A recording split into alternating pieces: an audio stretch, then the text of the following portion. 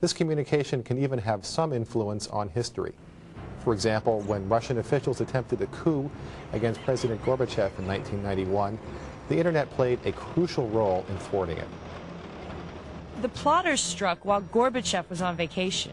They hoped to expand their limited support by controlling the flow of information to the West, and particularly to the Russian people.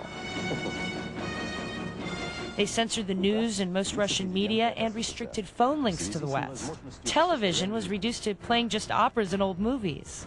But the plotters forgot about a Russian computer network named Relcom. Mikhail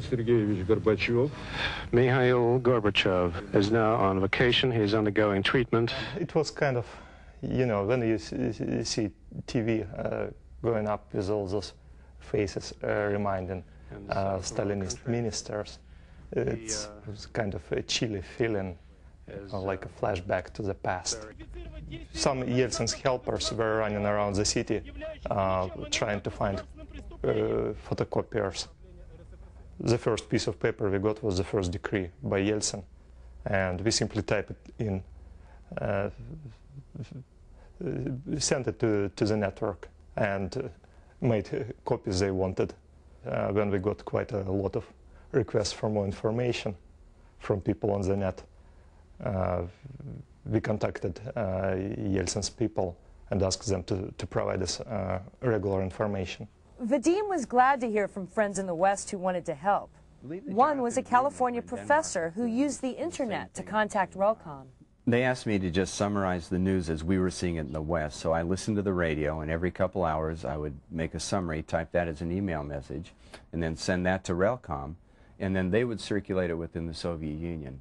And at the same time I was doing that, a colleague, Jonathan Gruden, was in Denmark at the time, and he was doing the same from that point of view.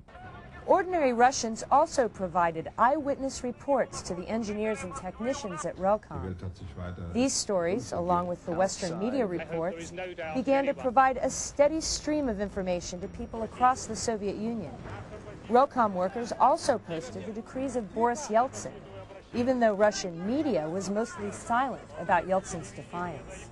Basically, people who planned the coup were expecting that as soon as they say the mass media, they will create impressions they already won, and regional officials will line up to swear allegiance to them. Now, by providing alternative information, we made it clear that the question is still not decided. Who is on the top? President Gorbachev returned to Moscow and overcame the coup attempt. And the extraordinary reform movement that led to the dissolution of the Soviet Union survived.